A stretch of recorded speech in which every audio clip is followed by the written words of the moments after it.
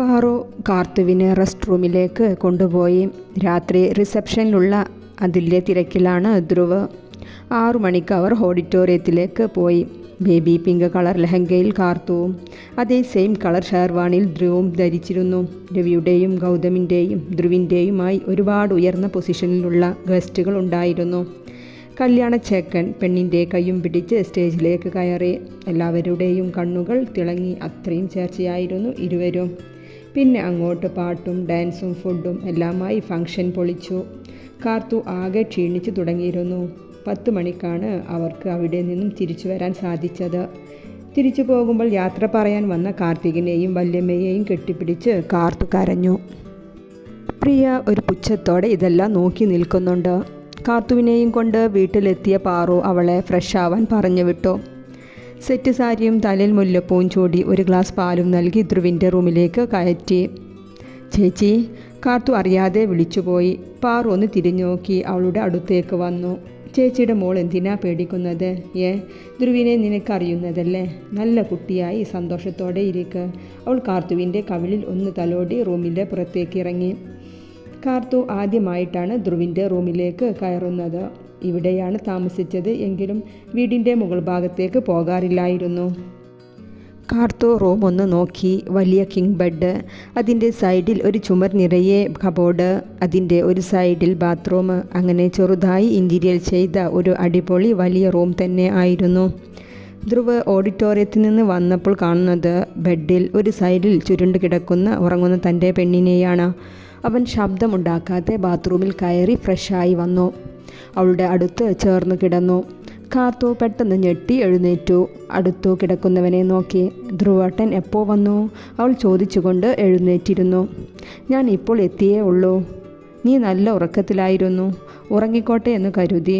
ക്ഷീണമുണ്ടെങ്കിൽ ഉറങ്ങിക്കോ, ധ്രുവ് പറഞ്ഞുകൊണ്ട് അവളുടെ സൈഡിലേക്ക് ചെരിഞ്ഞു കിടന്നു. കാർത്തുവിൻ്റെ നോട്ടം പോയത് ബെഡ് ടേബിളിൽ ഇരിക്കുന്ന പാലിലേക്കാണ്. ധ്രുവ് അത് കാണുകയും ചെയ്തു. ഇന്ന് നമ്മുടെ ഫസ്റ്റ് നൈറ്റ് ആണല്ലേ? അവൻ ഒരു കള്ളച്ചിരിയോടെ എഴുന്നേറ്റ് പാലെടുത്ത് കാർത്തുവിൻ്റെ ചുണ്ടിൽ വെച്ച് കൊടുത്തു. കാർത്തു ഒന്ന് കുടിച്ചു. ധ്രുവും അല്പം കുടിച്ച് ടേബിളിൽ വെച്ചു. ഇനി ഉറങ്ങാമല്ലേ? ധ്രുവ് അവൻ്റെ സൈഡിൽ വന്നിരുന്നു ചോദിച്ചു. കാർത്തു ഒന്നും മിണ്ടാതെ അവളുടെ സൈഡിലായി കിടന്നു. ധ്രുവ് അവളെ എടുത്ത് തൻ്റെ നെഞ്ചിലേക്ക് കയറ്റി കിടത്തി. കാർത്തു ഒന്ന് ഞെട്ടി. പിന്നെ അവനെ കെട്ടിപ്പിടിച്ച് കിടന്നു. ഉറക്കത്തിൽ നിന്ന് ഉണർന്ന ധ്രുവ് കാണുന്നത് തന്നെ കെട്ടിപ്പിടിച്ച് കിടക്കുന്ന കാർത്തുവിനെയാണ്. അവൻ ഒരു പുഞ്ചിരിയോടെ അവളെ ഒന്നുകൂടെ ചേർത്ത് കെട്ടിപ്പിടിച്ചു. കാർത്തു ഒന്ന് പിടഞ്ഞു മാറി. വിട്ടേ, എഴുന്നേൽക്കട്ടെ. എൻ്റെ പെണ്ണ് ഉണർന്ന് കിടക്കുമായിരുന്നോ? അത് ഞാൻ കുറച്ചു നേരമായി ഉണർന്നിട്ട്. പിന്നെ എന്തേ എന്നെ വിളിക്കാഞ്ഞ്? അവൻ അവളുടെ ഇടുപ്പിലൂടെ കൈയിട്ട് ചേർത്ത് പിടിച്ചുകൊണ്ട് ചോദിച്ചു. എനിക്ക് എഴുന്നേൽക്കാൻ തോന്നിയില്ല, ഇങ്ങനെ കിടക്കാൻ തോന്നി. എങ്ങനെ? അവൻ ചോദിച്ചുകൊണ്ട് അവളെ കൂടെ ഒന്ന് മറിഞ്ഞു. ഇപ്പോൾ കാർത്തു താഴെയും ധ്രുവ മുകളിലുമാണ്. അവൻ അവൾക്ക് ഭാരം കൊടുക്കാതെ ഇരു കൈ കുത്തി അവളുടെ മുഖത്തേക്ക് തന്നെ നോക്കി. കാർത്തു വേഗം മുഖം ചെരിച്ചു കളഞ്ഞു. അവൻ അവളുടെ ചെവിയിൽ ഒന്ന് കടിച്ചു. കാർത്തു ഇക്കിളി കൊണ്ട് ഒന്ന് പിടഞ്ഞു. അവൻ വീണ്ടും കഴുത്തിലൂടെ അവൻ്റെ മീശയെയും താടിരോമത്തെയും കുത്തി കുത്തി അവളെ കളിപ്പിച്ചു കൊണ്ടേയിരുന്നു. കാർത്തു ആകെ കോരിത്തരിച്ചുപോയി. അവൻ അവളുടെ മാറിൽ നിന്നും സാരി മാറ്റി. അവൾ ഒന്ന് ഞെട്ടി. പിന്നെ ഇരു കൈകൾ കൊണ്ട് മറച്ചു പിടിച്ചു. ധ്രുവ് ഒരു കള്ളച്ചിരിയോടെ അവളുടെ കൈകളെ അകത്തി മാറ്റി. അവൻ്റെ മുഖം അവിടെ വെച്ച് ഉരച്ചു. കാർത്തൊന്ന് ഏങ്ങിപ്പോയി.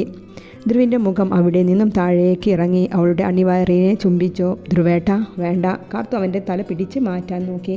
മോളെ പ്ലീസ്, അവൻ പറഞ്ഞുകൊണ്ട് അവളുടെ സാരി കുത്തിനെ അഴിച്ചു.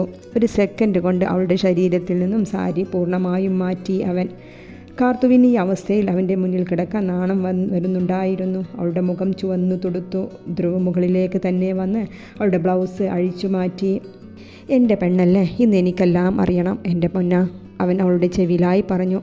കാർത്തുവിനെ തടയണമെന്നുണ്ട്, പക്ഷേ കഴിയുന്നില്ല. അവളും അവൻ്റെ കരലാണലിൽ ലയിക്കുന്നുണ്ടായിരുന്നു. പിന്നെ എല്ലാം പെട്ടെന്നായിരുന്നു. ഇരുവരും അവരുടെ ലോകത്ത് ആ പുലർക്കാലത്ത് ലയിച്ചു ചേർന്നു. കാർത്തു വേദനയാൽ പിളഞ്ഞപ്പോൾ ധ്രുവ് അവിടം നാവിനാൽ അനുഭൂതിയിൽ ആഴ്ത്തിക്കൊടുത്തു. അവസാനം തളർന്നു വീണ ധ്രുവിനെ കാർത്തു തൻ്റെ നെഞ്ചിലേക്ക് ചേർത്ത് പിടിച്ചു. ഇരുവരും അങ്ങനെ ഒരു മയക്കത്തിലേക്ക് വീണുപോയി. കാർത്തു ഞെട്ടി എഴുന്നേറ്റ് സമയം നോക്കി. 7 മണി ആയിരിക്കുന്നു. വേഗം എഴുന്നേൽക്കാൻ നോക്കി. പക്ഷേ ധ്രുവിൻ്റെ കൈവലയങ്ങളിൽ നിന്നും അവൾക്ക് എഴുന്നേൽക്കാൻ കഴിയുന്നില്ലായിരുന്നു. ഒന്നുകൂടെ ശ്രമിച്ചു. എഴുന്നേൽക്കണോ എൻ്റെ പൊന്നിന്? അവൻ അവളെ ഫ്രീ ആക്കിക്കൊണ്ട് ചോദിച്ചു. അവൻ്റെ കണ്ണ് തുറന്ന് കണ്ണതും കാർത്തുവിന് നാണം വന്നു. അവൾ വേഗം മുഖം മാറ്റി. എന്തേ എൻ്റെ പെണ്ണിന് ഇത്ര നാണം? നമ്മൾ ഇനി ഒന്നല്ലേ എല്ലാ തരത്തിലും. അവൻ അവളെ വലിച്ച് നെഞ്ചിലേക്കിട്ടു. അവളുടെ ശരീരത്തിൽ മറയായി നിന്നിരുന്ന ബ്ലാങ്കറ്റ് ഊർന്നു വീണുപോയി. കാർത്തു വേഗം വലിച്ച് മേലേക്കിട്ടു. ഇന്നലെ നല്ല പോലെ കണ്ടില്ല കേട്ടോ കാർത്തു. ഇന്ന് നമുക്ക് ഫുൾ ലൈറ്റിലൊന്ന് കാണണം. അവൻ നാവ് അവൻ്റെ കവിളിൽ ഒഴിഞ്ഞുകൊണ്ട് പറഞ്ഞു. ഈ ധ്രുവേട്ടന് ഒരു നാണവുമില്ല. കാർത്തു മുഖം കൂർപ്പിച്ചുകൊണ്ട് പറഞ്ഞു. അത് നന്നായി. നീയും ഞാനും ഇങ്ങനെ നാണിച്ചിരുന്നാൽ ഈ പണി ആര് ചെയ്യും? ഞാൻ പോവാണ്. എൻ്റെ സാരി ആ സൈഡിലാണ്. ധ്രുവേട്ടൻ ഒന്നെടുത്തു താ. ഇനി എന്തിനാ എൻ്റെ പെണ്ണെ സാരി? വാ നമുക്കൊന്നിച്ച് കുളിക്കാം. ധ്രുവ് അതും പറഞ്ഞ് അവളെയും പൊക്കി ബാത്റൂമിലേക്ക് കയറി. ഷവർ ഓൺ ചെയ്തു. ചുവരിലുള്ള നീളൻ കണ്ണാടിയിൽ ഇരുവരെയും അവർ മുഴുവനായും കണ്ടു. കാർത്തുവിന് നാണം വന്നിട്ട് വയ്യ ധ്രുവിൻ്റെ ഓരോ പ്രവൃത്തിയിലും. കാർത്തു, ഈ അരക്കെട്ടിൽ നമുക്കൊരു നേരിയ അരഞ്ഞാണം കെട്ടണം. അവൻ അവളുടെ അരക്കെട്ടിനെ തലോടിക്കൊണ്ട് പറഞ്ഞു. രണ്ടാളും ഒന്നിച്ച് കുളിച്ചിറങ്ങി. താഴേക്ക് വരുമ്പോൾ അടുക്കള സഹായി ഉമ ഫുഡെല്ലാം ടേബിളിൽ വെക്കുന്നുണ്ടായിരുന്നു. അമ്മ എവിടെ ഉമ്മേച്ചി? എല്ലാവരും ഇപ്പോഴേ എഴുന്നേറ്റിട്ടുള്ളൂ മോളെ.